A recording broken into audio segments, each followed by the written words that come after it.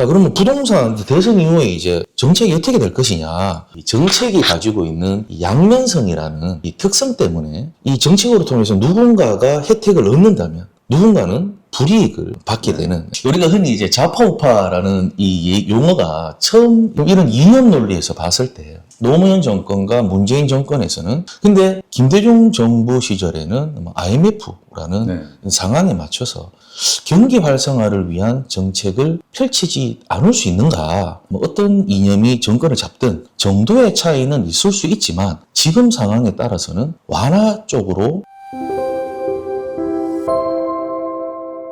대선 이후에 네. 나올 부동산 정책들이 어떤 게 있을까요? 우리가 지금 조기 대선을 앞두고 있는데, 먼저 이 정책에 대해서 가볍게 얘기하자면, 이 정책이라는 것은 어떤 문제를, 특별한 문제와 관련해서 목표를 두고 이를 해결하거나 개선하기 위한 활동이 정책이다라고 볼 수 있는데, 따라서 이제 부동산 정책이라는 것은 이 부동산과 인간 간의 관계 악화에서 발생하는 이런 여러 가지 문제들을 해결하거나 개선, 또는 특정한 정책 목표를 위해서 정부에서 추진하는 노선이나 취해야 할 방침이다라고 볼 수 있죠. 이 부동산 정책은 토지 정책, 주택 정책, 조세 정책, 이렇게 크게 세 가지로 한번 구분해 볼 수 있을 것 같은데, 우리나라의 부동산 정책은 거의 주택 정책에 포커스가 맞춰져 있다라고 얘기할 수 있겠습니다. 즉 경제적인 논리에서 보면 이 부동산 시장 실패에 대해서 정부가 시장에 개입하는 것이다라고 보는데, 우리가 이 선거철만 되면 계속 좌파다,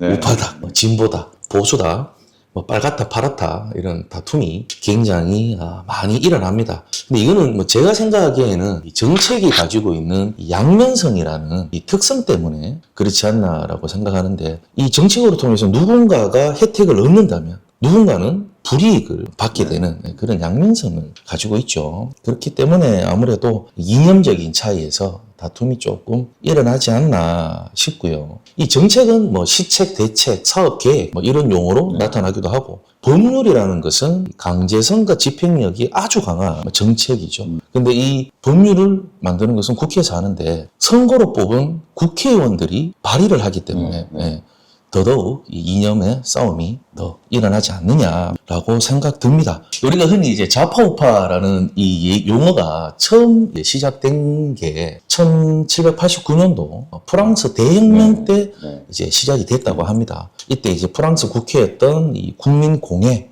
의장석이죠. 이 의장석을 기준으로 해서 개혁을 지지하는 사람들은 의장석 왼쪽에 앉았고, 현 체제, 현 질서를 좀 유지하면서 천천히 바꾸자 하는 사람들은 오른쪽에 앉았다. 그래서 그때 이제 좌파 우파 얘기가 시작됐다고 합니다. 자리가 좌측이고 우측이 앉았기 때문에 시작됐는데, 사실 이 좌파 우파의 개념은 시대나 상황에 따라 바뀔 수 있지만 지금 현대 사회로 이어져 오면서 이제 의미가 좀 많이 바뀌었죠. 일단 좌파다 그러면 경제적 평등, 성장보다는 분배, 또 국가 주도의 경제, 노동자 입장을 대변하는 이런 얘기들을, 우파라고 하면 경제적 효율, 또 분배보다는 성장, 또 시장 주도의 경제와 시장과 기업 입장을 대변하고 개인의 경제적 자유를 중시하는 이념이다, 이렇게 볼 수 있습니다.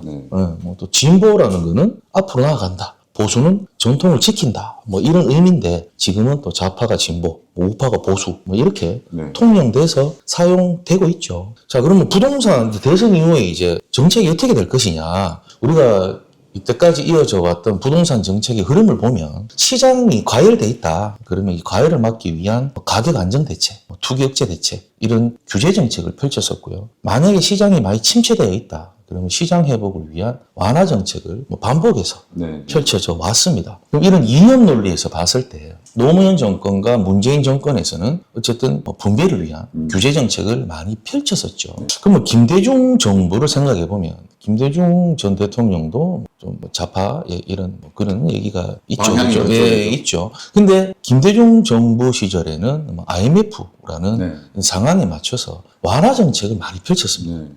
따라서 이 부동산 정책은 시장에 따라서 변화할 수도 있지만, 이 부동산 정책이 또 시장에 영향을 미치기도 하는데, 현재 부동산 시장은 굉장한 침체기입니다. 경기 활성화를 위한 정책을 펼치지 않을 수 있는가? 누가 대통령이 되시든 뭐 어떤 이념이 정권을 잡든 정도의 차이는 있을 수 있지만 지금 상황에 따라서는 완화 쪽으로 가는 정책이 펼쳐져야 바람직한 방향으로 가지 않을까라고 개인적으로 한번 생각해 봅니다. 그럼 어쨌거나 이제 대선 이후에는 좀 완화적인 정책들이 나올 것이다. 네, 그렇게 부동산 가야 되죠. 예. 그렇게 안 가면 예. 경제가 워낙 또 침체되어 있기 때문에. 맞습니다. 네, 맞습니다. 계약갱신 청구권, 전월세 상한제 이 모든 것들이 이제 주택임대차 보호법에서 네. 다 규정하고 있습니다. 즉 특별법입니다. 계약갱신 청구권 요거 하나만 보자면 사실 저 개인적으로는 문제될 건 없다고 생각합니다. 네. 왜냐? 임대차 입법이 있거든요. 네. 계약갱신 요구권, 네. 전월세 상한제. 네. 이게 원래는 이제 윤석열 정부에서 좀 수정을 하거나 네.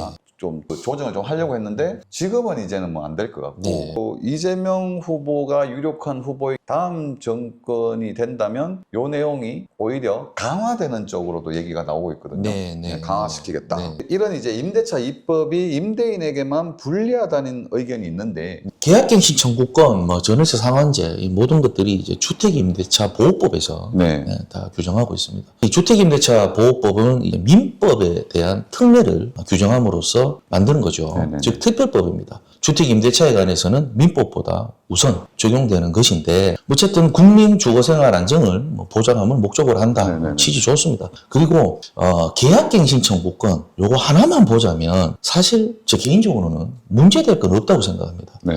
왜냐?